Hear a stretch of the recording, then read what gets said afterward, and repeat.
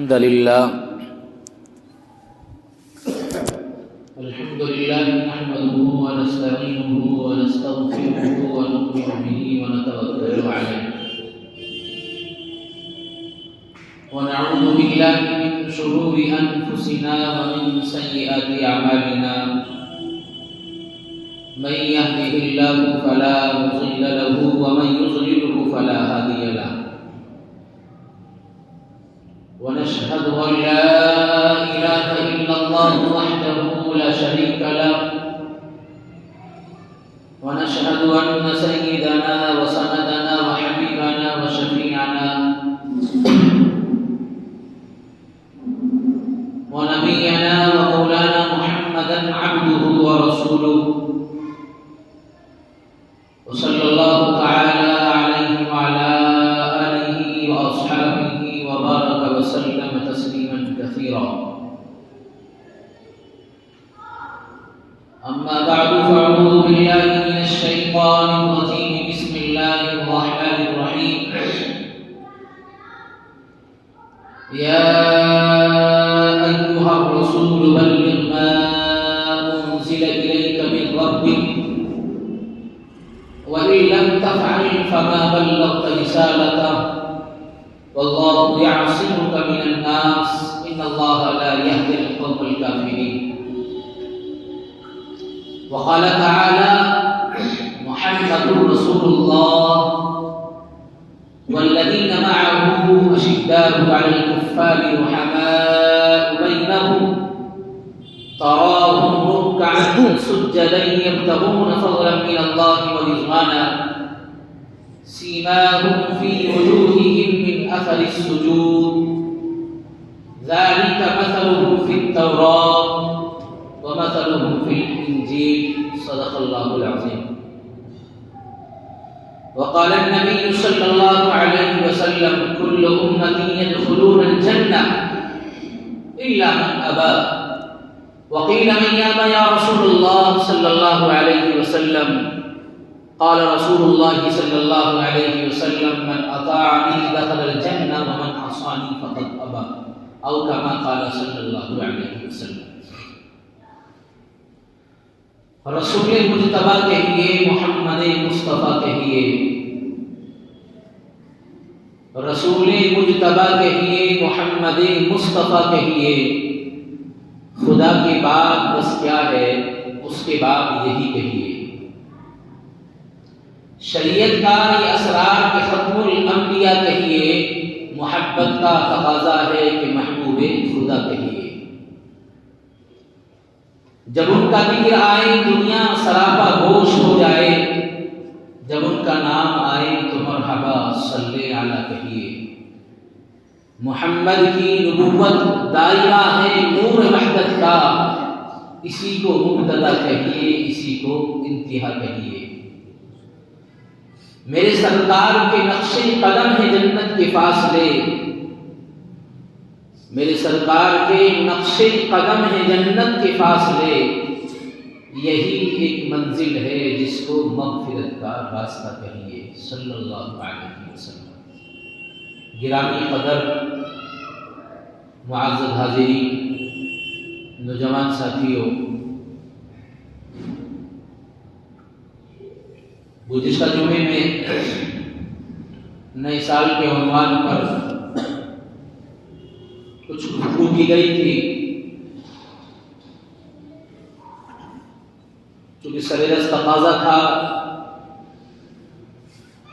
New year ہمارے سامنے آنے والا تھا اور ہمارے بہت سارے نوجوان اس معاشرے کے وہ نوجوان ساتھی کہ جو دین سے دور ہیں، دین سے واقفیت نہیں رکھتے، وہ اس میں خرافات میں مبتلا ہو جاتے ہیں. ہمارے گھروں کا ماحول دینی نہیں رہا ہے. اسی وجہ سے ہماری بیٹیاں اور ہماری بہنیں اور بہت سی ہماری مائیں بھی، خواتین کا طبقہ بھی اس خرافات میں مبتلا ہو جاتا ہے. کاش وہ سمجھ لے کہ ہمارے لیے رہبر اور مقتدی جناب رسول اللہ صلی اللہ علیہ وسلم ہے. نبی کی ساری زندگی کی تعلیم، صحابہ کی تعلیم، تابعین کی، تبع تابعین کی، بزرگان دین کی، اولیاء کرام کی ساری زندگی کا اگر مطالعہ کیا جائے تو کہیں ثبوت کے طور پر یہ بات نہیں ملتی ہے کہ کسی نبی نے یا کسی صحابی نے یا کسی تابعین تبع تابعین میں سے کسی نے نیو ایئر بھی خوشی کے ساتھ منایا۔ کہنے والے کا وہ شعر کہ ایک اینٹ اور گر گئی دیوار حیات سے، یہ نادان اور یہ بے وقوف کہہ رہے ہیں نیا سال مبارک۔ زندگی کے کم ہونے پر خوشیاں نہیں منائی جاتی، زندگی کے کم ہونے پر تو غم منایا جاتا ہے۔ ہم موت کے اور آخرت کے ایک سال اور قریب ہو گئے، اس لیے بہرحال اس عنوان پر تفصیلی گفتگو کی تھی۔ اس سے پہلے دنوں میں ہمارا عنوان سیرت طیبہ کا چل رہا تھا اور نبی پاک صلی اللہ تعالی علیہ وسلم کا طائف کا سفر، جو اللہ کے نبی صلی اللہ علیہ وسلم نے چند صحابہ کو لے کر مکے کی سرزمین سے مایوس ہو کر اور مشرکین مکہ کے ظلم سے تنگ آ کر سرور کونین تاجدار مدینہ امام الانبیاء محمد رسول اللہ نے طائف کا سفر کیا تھا۔ لیکن طائف والوں نے جو کیا اس کو بھی ہم نے سنا اور پڑھا۔ تاریخ بتاتی ہے کہ طائف والوں نے بھی ٹھکرایا،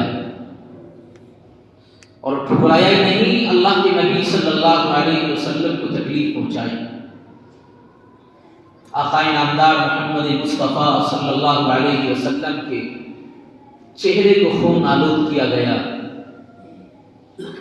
اللہ کے نبی کے جسم اطہر پر تکلیف پہنچائی گئی کہ اللہ کے نبی علیہ السلام کے حال کو دیکھ کر رب بھی فرشتے کو بھیجتا ہے کہ جاؤ میرے نبی کو تسلی دو اور نبی سے کہو یہ طائف کا شہر دو پہاڑوں کے درمیان بسا ہوا ہے۔ جب نبی کے حال کو دیکھا اور نبی پاک صلی اللہ علیہ وسلم کا چہرے پر خون جاری ہے اور اللہ کے نبی کے پاؤں مبارک پر خون چل رہا ہے، جوتیاں نالین مبارک خون سے بڑھ گئی ہیں، بھر گئی، اور اللہ کے نبی علیہ السلام کا جسم خون سے چھلنی ہو گیا۔ اور طائف کے اوباش قسم کے نوجوانوں نے کبھی پتھر مارے، کبھی گلے میں رسیاں ڈال کر اللہ کے نبی کو زمین پر گھسیٹا، اور کبھی ان نوجوانوں نے پتھر مارے، کبھی گالیاں دی، کبھی برا کہا۔ نتیجہ اللہ کے نبی صلی اللہ علیہ وسلم کا چہرہ انور خون سے آلود ہو گیا اور نبی کا جسم خون سے چھلنی اور زخموں سے چھلنی ہو گیا۔ تو اب رب نے اپنے محبوب کے حال کو دیکھا، پہاڑوں کے فرشتوں کو حکم دیا جاؤ میرے نبی علیہ السلام اور میرے محبوب سے یہ سوال کرنا کہ یہ طائف کا جو شہر ہے دو پہاڑوں کے درمیان بسا ہوا ہے، ایک دائیں جانب پہاڑ ایک بائیں جانب پہاڑ ہے، اے فرشتے جاؤ میرے محبوب کے پاس اور ذرا میرے محبوب سے اجازت لو۔ اگر میرا محبوب یوں کہے کہ ان پہاڑوں کے درمیان طائف کے شہر کو خاک کر دیا جائے، ان پہاڑوں کے درمیان طائف کو کچل کر راکھ کر دیا جائے اور ان دو پہاڑوں کے درمیان طائف والوں کا خیمہ بنا دیا جائے، تو جاؤ میرے نبی سے اجازت لو اور یہ سارا کام انجام دے کر چلو۔ فرشتے نے سوال کیا، کائنات کے نبی امام الانبیاء ہمیں رب نے بھیجا ہے اور ہم آپ سے سوال کرتے ہیں، اجازت چاہتے ہیں کہ طائف والوں نے ظلم کیا، طائف والوں نے آپ کو پریشانی پہنچائی، اگر آپ چاہتے ہیں کہ ان طائف والوں کا خیمہ بنا دیا جائے تو میں فرشتہ رب کی طرف سے حاضر ہوں، اجازت کی انتظار ہے اور فقط آپ کے لب کھلنے کا منتظر ہوں۔ میرے نبی پاک صلی اللہ علیہ وسلم قربان چاہیے نبی کی اداؤں پر اور آقا نامدار تاجدار مدینہ کے اخلاق پر، کیا اعلیٰ نمونے کے اخلاق تھے۔ امام الانبیاء صلی اللہ علیہ وسلم نے فرشتوں کو جواب دیا اے فرشتے رب کی طرف سے آیا ہے، رب نے تجھے بھیجا ہے، اگر میرا رب اس پر راضی ہے کہ طائف والے محمد کے چہرے پر پتھر مار کر خون آلود کر دے اور طائف والے محمد کے جسم کو چھلنی کر دے، میں جس رب کی دعا اور رب کی عبادت کے لیے کام کر رہا ہوں، جس کلمے کے لیے میں دعوت دے رہا ہوں، اگر میرا رب یہ چاہتا ہے محمد مصطفیٰ اس پر بھی قربان۔ اور یوں کہا اللہم اہد قومی فإنہم لا یعلمون۔ جب اس فرشتے کی بات کو نہیں مانا، محمد مصطفیٰ نے فرشتے کی بات کو ٹھکرا دیا، کہا کہ نہیں، رب اگر راضی ہے تو میں اس پر راضی ہوں۔ پھر اللہ نے فرشتوں کو بھیجا، ایک دوسرا فرشتہ آیا اور آنے کے بعد یوں کہا اے پیارے نبی صلی اللہ علیہ وسلم، آپ بد دعا کر دیجئے، طائف والوں کا بربادہ ہو جائے گا۔ اے محمد، آپ طائف والوں کے لیے بد دعا کے ہاتھ اٹھا دیجئے، آپ کے ہاتھ اٹھیں اور رب کا دربار نہ کھلے، آپ کا ہاتھ اٹھیں عرش الہی نہ گرے، یہ نہیں ہو سکتا ہے۔ اے نبی، آپ کے لب کھلیں گے، آپ کی زبان کھلے گی اور آپ کے ہاتھ اٹھیں گے تو رب کعبہ کی قسم اللہ کا عرش بھی گر جائے گا۔ اے محمد، آپ ایک بار رب کی طرف ہاتھ اٹھا کر دعا کر دیجئے، اللہ ان کو برباد کر دے، تہس نہس کر دے۔ اور بات چاہیے آقا نامدار تاجدار مدینہ امام الانبیاء جو میرا اور آپ کا سچا نبی ہے، وہ دکھیوں والا نبی ہے، اس نے طائف کی گلیوں میں زخم کو برداشت کیا، اس چہرے پر زخم اٹھائے، اس چہرے پر لوگوں نے گالیاں اور لوگوں نے پتھر مارے کہ جس چہرے کو نبی نے معراج کی رات میں بلایا تھا، قربان چاہیے اس نبی کے چہرے پر۔ یوں کہا فرشتے اللہم اہد قومی فإنہم لا یعلمون، اللہم اہد قومی فإنہم لا یعلمون۔ اے فرشتے، یہ نہیں جانتے لیکن ان کی نسلوں میں کوئی پیدا ہوگا کہ محمد کا نام ہوگا۔ پیارے نبی صلی اللہ علیہ وسلم نے کہا محمد تو رحمت للعالمین بن کر آیا ہے، وما ارسلناک الا رحمت للعالمین۔ نبی اور کسی کے لیے بد دعا کرے نہیں ہو سکتا ہے، نبی کسی کے لیے بد دعا کے لیے ہاتھ اٹھائے نہیں ہو سکتا ہے۔ یہ نبی تو رحمت بن کر آیا ہے، وہ نبیوں کا رحمت لقب پانے والا، وہ غریبوں کی مرادیں پر لانے والا، وہ غریبوں میں رحمت لقب پانے والا، غریبوں کی مرادیں پر لانے والا۔ اتر کر ہرا سے سوئے قوم آیا، وہ ایک نسخہ کیمیا اپنے ساتھ لایا، وہ ایک بجلی کا کڑکا تھا یا سوت ہادی تھا، وہ ایک بجلی کا کڑکا تھا یا سوت ہادی، جس نے عرب کی ساری زمین ہلا دی۔ کل کائنات کے نبی صلی اللہ علیہ وسلم نے طائف والوں کے لیے بد دعا نہ کرے۔ کاش اگر نبی کی جگہ پر ہمیں سنا کوئی ہوتا تو ہم بد دعا کے لیے اٹھ جاتے۔ آج اگر ہمیں کوئی ذرا سی پریشانی دے، برداشت نہیں کیا جا سکتا ہے، ہمیں کوئی گالیاں دے اس کا بدلہ لینے کے لیے تیار رکھتے تھے، ہمارے اوپر کوئی ظلم کرے تو ہماری اولاد سینہ تان کر کھڑی ہو جاتی ہے، اپنے باپ کا بدلہ لیں گے۔ کیا نبی پاک صلی اللہ علیہ وسلم کے اس درس کو بھول گئے کہ نبی کو طائف والوں نے پریشانیاں دی، تکالیف دی، اور بعض قسم کے نوجوانوں نے نبی کے چہرے پر پتھر مارے، نبی کے گلے میں رسی باندھ کر اور زمین کی تپتی ریتیلی زمین پر گرایا، لیکن قربان چاہیے نبی کے اخلاق پر درس دیا، پیغام دیا۔ لوگوں ظلم کا بدلہ لیا ہو جا سکتا ہے، شریعت نے اجازت کو دی ہے، آدمی بدلہ لے سکتا ہے، لیکن رب کو یہ محبوب ہے کہ ظلم کو معاف کر دیا جائے۔ رب کو یہ محبوب ہے اگر تمہیں کوئی گالی دیتا ہے تو نرمائی کے ساتھ جواب دیا جائے۔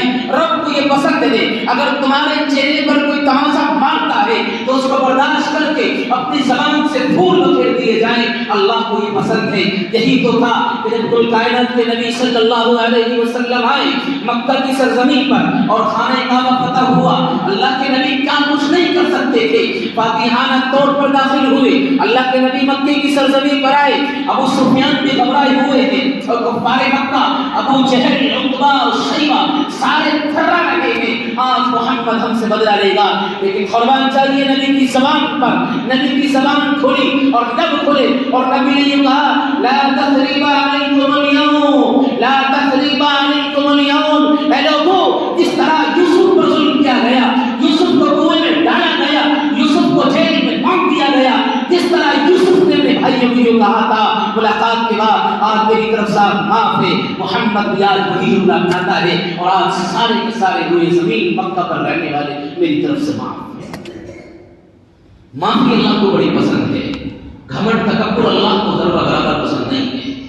خدا کی قسم اگر تکبر کبر ہمارے اندر آ گیا تو رب کا فیصلہ ہے۔ میرے نبی نے یہ فرمایا، حدیث قدسی میں رب یہ کہتا ہے الکبریاء ردائی، کہ تکبر میری چادر ہے۔ رب کہتا ہے اس کو اگر کھینچنے کی کوشش کرو گے، اس کو اگر میرے سے اتارنے کی کوشش کرو گے تو دنیا والے تمہیں بڑا کہہ سکتے ہیں، لیکن رب کی نظر میں ذلیل اور خوار ہو جاؤ گے۔ حدیث پاک میں اللہ کے نبی علیہ السلام نے فرمایا یہ تکبر کرنے والے، گھمنڈ کرنے والے، متکبرین، تکبر سینہ پار کر چڑھنے والے، زمین پر اکڑ کر چڑھنے والے۔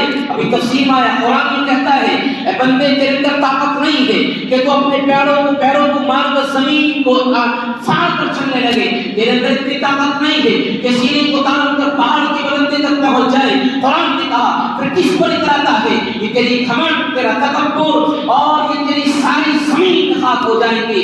اور اللہ کے نبی علیہ السلام نے فرمایا کہ دنیا سے متکبرین جب آئیں گے کل قیامت میں اللہ اٹھائے گا، شکل دیکھی جائے گی، ان کا جسم و جسہ دیکھا جائے گا تو چیونٹیوں کی طرح ہوں گے۔ دنیا میں طاقت رکھنے والا، دنیا میں تکبر کرنے والا، دنیا میں اپنی شان پر عام پر فخر کرنے والا، نبی نے فرمایا جب یوم آخرت میں اٹھایا جائے گا تو چیونٹیوں کی طرح اٹھائے گا، لوگ رومتے ہوئے چلے جائیں گے، پیر رکھ کر کچلتے ہوئے چلے جائیں گے۔ جبرائیل سے سوال کریں گے یہ کون ہے، یہ کون سی جماعت ہے کہ جن پر لوگ رومتے ہوئے جا رہے ہیں؟ جسم و جسہ دیکھا جائے تو چیونٹی کی طرح ہے، شکل دیکھی جائے تو انسانوں کی طرح ہے۔ جبرائیل کہیں گے یہ وہ ہے جو دنیا میں تکبر کر کے چلنے والے، یہ وہ ہے جو زمین پر سینہ تان کر چلنے والے ہوتے تھے، یہ وہ ہے جو اپنی شان پھٹنے نہیں دیتے تھے، یہ وہ ہے جو اپنی آن اور اپنی شان باقی رکھنے کے لیے بٹیا کی اگر شادی آ جائے تو فخر کے لیے، تکبر کے لیے کہ میری نام نیچی نہ ہو جائے، میرا نام کم نہ پڑ جائے، ایک نہیں دو نہیں ہزاروں ہزار سامان دینے کے بعد خوشی مناتا ہے کہ مجھ سے زیادہ کوئی شان والا نہیں ہے۔ خدا کی قسم زمین باؤس ہو جائے گی، دنیا یہ زمین دفن کر دے گی، کوئی نہیں رہے گا۔ کل من علیہا فان ویبقى وجہ ربک ذو الجلال والاکرام، ایک ذات ہوگی جو اللہ کی باقی ہے۔ بہرحال عزیز و عمان الگ ہے تکبر کا، لیکن میں اسی کر رہا تھا آقا نامدار تاجدار مدینہ امام الانبیاء محمد رسول اللہ کے اخلاق کیسے تھے کہ طائف والوں کے لیے فرشتے آ کر سوال کرتے ہیں محمد بددعا کر دیجئے، لیکن رب کی نبی کے وہ ہوٹ کملی والوں کی ہوٹ کھولتے ہیں اور پھر بھی اللہ سے دعا ہوتی ہے اللہم اہد قومی فإنہم لا یعلمون۔ اے رب محمد بددعا نہیں کر سکتا ہے، محمد تو تیرے دربار میں حاضری لگا کر نہیں کہہ سکتا ہے۔ طائف والوں نے نہ سمجھا، کوئی بات نہیں ہے، طائف والوں نے انکار کیا، محمد کو تکلیف پہنچائی، لیکن رب اس نسل میں کوئی آئے گا جو کالی کملی والے کا نام ہے۔ مکے کی زمین تنگ ہوئی، طائف کا سفر کیا، انکار کر دیا، ٹھکرا دیا طائف والوں نے۔ اللہ کے نبی صلی اللہ علیہ وسلم واپس آئے، جعفر طیار رضی اللہ تعالیٰ عنہ اللہ کے نبی علیہ السلام کی خدمت اقدس میں حاضر ہوئے۔ فرمایا نبی اللہ مکے کی زمین تنگ ہو رہی ہے، ابو جہل، ابو سفیان، ابو جہل، عتبہ، شیبہ، یہ وہ ہیں جو ہمارے نوجوانوں کو مار رہے ہیں، ہمارے بچوں پر ظلم کر رہے ہیں، کام کرتے ہیں۔ ملک حبشہ کا بادشاہ بڑا نرم محسوس ہوتا ہے، معلوم ہوتا ہے، اس کے پاس چلتے ہیں۔ جعفر طیار رضی اللہ تعالیٰ عنہ صحابی رسول ہے، 70 صحابہ کو اپنی قریب لیا اور جو کہا ہم دریا پر پار کر کے کشتیوں پہ سوار ہو کر چلتے ہیں اور دریا کے پار ملک حبش میں پہنچتے ہیں۔ حبشہ کی سرزمین پر جیسی جعفر طیار جاتے ہیں، 70 صحابہ کا مجمع ساتھ تھے، ایک تو طائف کے لیے گئے، طائف نے انکار کر دیا، طائف والوں نے ٹھکرا دیا۔ اللہ کے نبی واپس آئے، جعفر طیار ایک کشتہ لے کر ملک حبشہ جا رہے ہیں، پیچھے سے تعاقب میں ابو جہل لگا ہوا ہے اور اپنے نوجوانوں کو لے کر جعفر طیار کے پیچھے چل رہا ہے اور جعفر طیار اور صحابہ کے پیچھے تعاقب کر رہا ہے۔ اور ملک حبشہ کی سرزمین پر جو جعفر طیار اپنے صحابہ کو لے کر پہنچے ہیں، 70 صحابہ کے مجمع کو پیچھے سے ابو جہل اپنے ساتھیوں کو لے کر پہنچ گیا۔ جعفر طیار ملک حبشہ کا بادشاہ نجاشی تھا، عیسائی تھا، تورات زبور کا جاننے والا تھا۔ جعفر طیار نے پہنچ کر سلام دعا کی، خدمت اقدس میں حاضری دی اور یوں کہا جعفر نجاشی سے ہم آپ کے پاس آئے ہیں. تو نجاشی نے کوئی توجہ شروع میں نہ دی, پیچھے سے ابو جہل آ گیا اور یوں کہا بادشاہ یہ مکے کے بھگوڑے ہیں, یہ مکہ سے بھاگے ہوئے ہیں اور یہ مکہ میں نقصان پہنچا کر آئے ہیں, لہذا آپ کے یہاں یہ اپنا سکون چاہتے ہیں, عافیت چاہتے ہیں, ہم سے بچ کر آ رہے ہیں. تو یوں کہا اور یوں کہا کہ ان کو ملک حبشہ سے نکال دیا جائے, واپس مکہ پہنچا دیا جائے. ابو جہل کی بات تھی اور بادشاہ سلامت نجاشی نے بات کو سنا لیکن توجہ نہ دی. یوں کہا ابو جہل صرف تنہا میری بات کی بنیاد پر میں ان صحابہ کو یہی ایمان والوں کو یہی نکال سکتا. آپ نے جو کہا ٹھیک ہے. جعفر طیار نے مجھ سے کوئی بات کہی. نجاشی نے حکم دیا ذرا تخت سجایا جائے اور بادشاہ سلامت کو بیچ میں بٹھایا گیا. دائیں طرف جعفر طیار اور سارے کا سارا وہ مجمع 70 صحابہ تھا جس میں ذوالنورین سیدنا حضرت عمر فاروق رضی اللہ تعالیٰ عنہ بھی ہے اور ساتھ میں کل کائنات کے نبی صلی اللہ علیہ وسلم کی بٹیا حضرت رقیہ رضی اللہ تعالیٰ عنہ اس مجمع میں موجود ہے. ایک طرف یہ صحابہ کا مجمع اور بائیں طرف ابو جہل اور اس کے نوجوان اور یہ مجمع بیٹھا ہوا ہے. اللہ جعفر طیار کی زبان نہیں کھلی تھی ابھی. بادشاہ سلامت نے نجاشی نے سوال کیا بتائیے ابو جہل آپ کا کیا منشا اور کیا چاہتے ہیں, کیوں آپ آئے ہیں, آپ کو کیا بات رکھنی ہے. ابو جہل نے وہی جملے دہرائے کہ یہ مکے سے بھاگ کر آ گئے ہیں, مکے کے بھگوڑے ہیں, ہم ان کو چاہتے ہیں مکے میں واپس چلے جائیں, آپ کے شہر کو نقصان پہنچائیں گے. کہا پوری ہوئی بات کہ بس یہی بات ہے. جعفر طیار رضی اللہ تعالیٰ عنہ کی زبان کھلی اور بادشاہ سلامت نجاشی نے کہا جعفر طیار آپ بھی اپنی رائے رکھیے اور ہمیں بتائیے آپ کو یہاں آنا کیوں ہوا, ملک حبشہ میں کیوں آئے ہیں.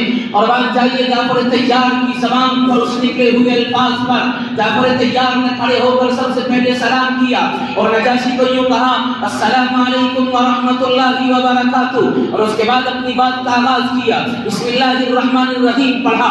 نجاشی چونکہ ملک حبشہ کا بادشاہ تھا, تورات کو پڑھنے والا تھا, انجیل کو جاننے والا تھا, عیسائی تھا, ایمان میں داخل نہیں ہوا تھا. نجاشی ابھی کھڑا ہو کر سن رہا ہے. جعفر طیار کی زبان کھلی اور یوں کہا کافا یا عین صاد ذکر رحمت ربک عبدہ زکریا. یوں کہا جعفر طیار نے اے بادشاہ سلامت ہم مکے کی سرزمین پر تھے, گمراہی میں تھے, کوئی قانون نہیں تھا, کوئی رابطہ نہیں تھا, ہمارے لیے کوئی راستہ نظر نہیں آتا تھا. ہم 360 خداؤں کی عبادت کرتے تھے. ہمارا صبح کا خدا الگ, شام کا خدا الگ, اور ہم 360 معبودوں کی عبادت کرتے, ایک رب کو نہیں مانتے تھے.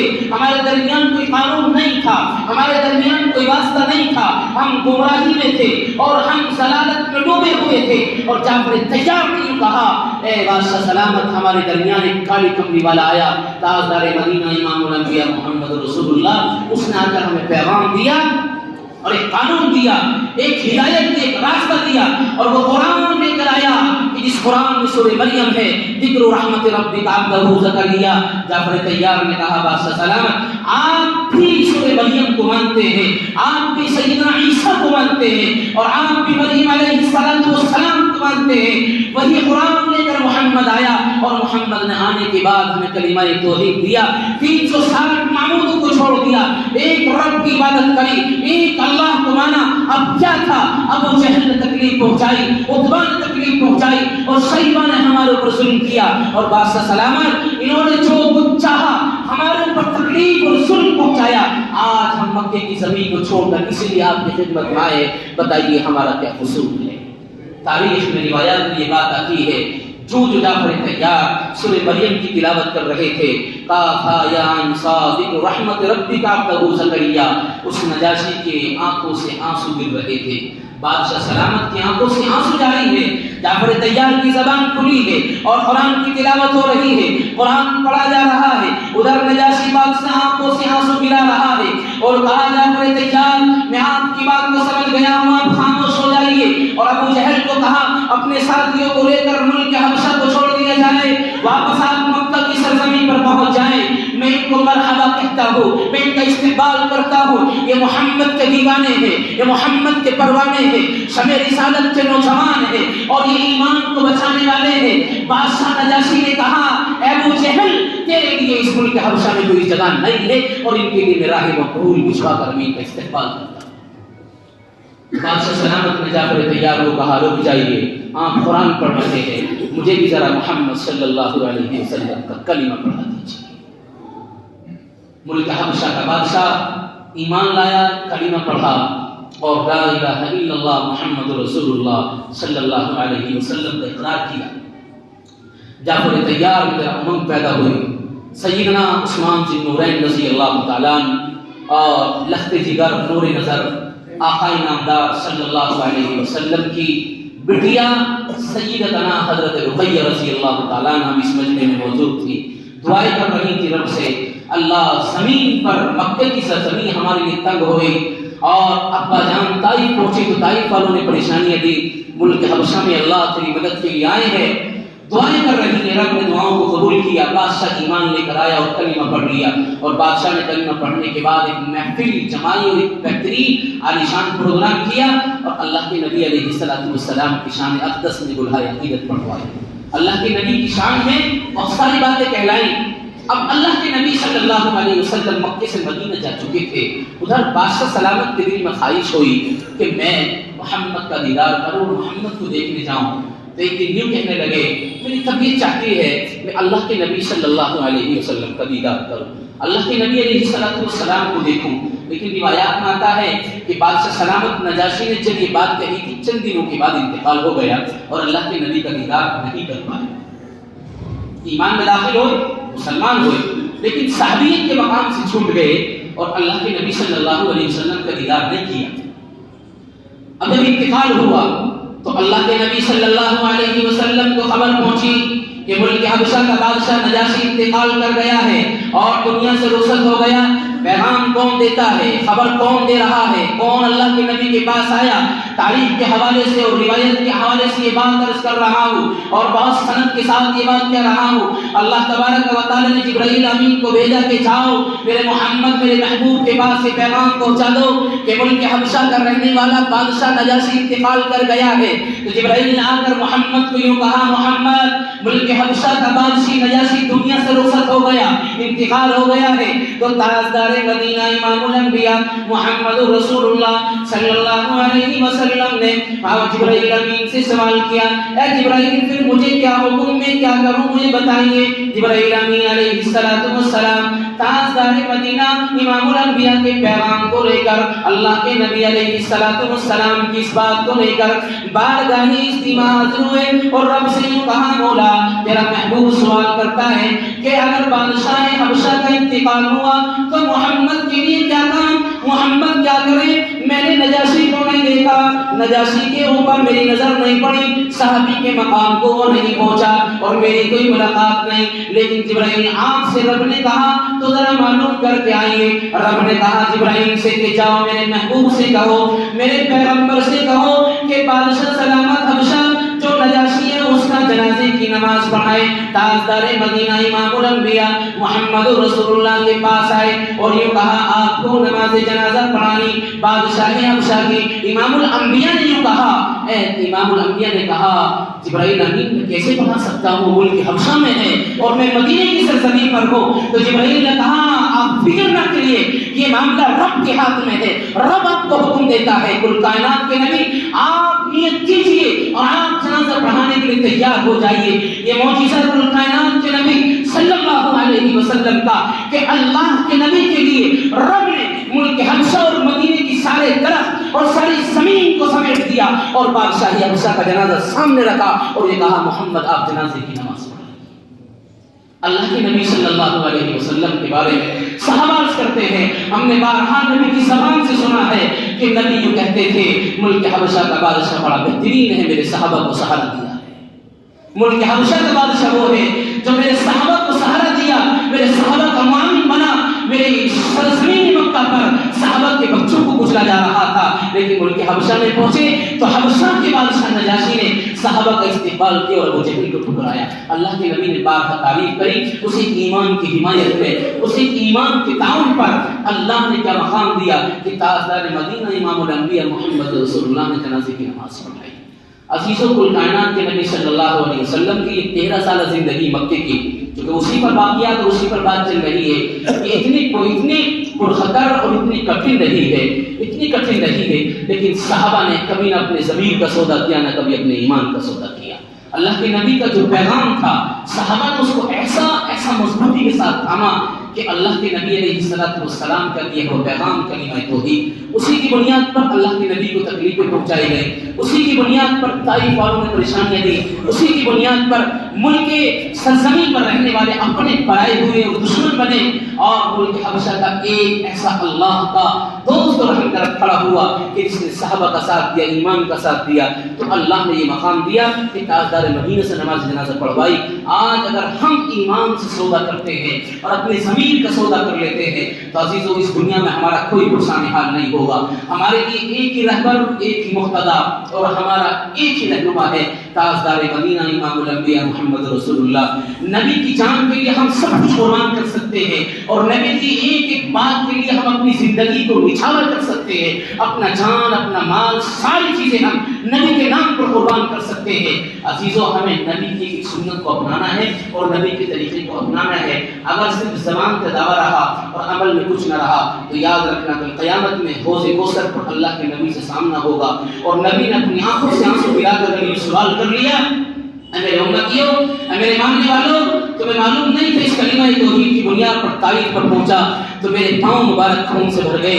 مکے کے لوگوں نے اتنی تکلیفیں پہنچائی کہ میرے جسم اتھر پر رسیاں ڈال کر مجھے کھینچا گیا، مکے کی سرزمین پر تپتی ہوئی ریت کی زمین پر مجھے ٹھکرایا گیا۔ محمد نے اگر یہ سوال کر لیا، خدا کی قسم ہماری زبان لب گشائی نہیں کر سکتی ہے، زبان نہیں کھل سکتی، اس لیے مرنے سے پہلے ضروری ہے آدمی کو اللہ کے نبی کی سنتوں کو اپنائے اور اللہ کے نبی کی اطاعت کرے، تو انشاءاللہ ہم یقین رکھیں گے اللہ کی ذات سے کہ اللہ ہماری آخرت بھی سنوارے گا اور اللہ دنیا بھی سنوارے گا۔ وآخر دعوانا الحمدللہ رب العالمین۔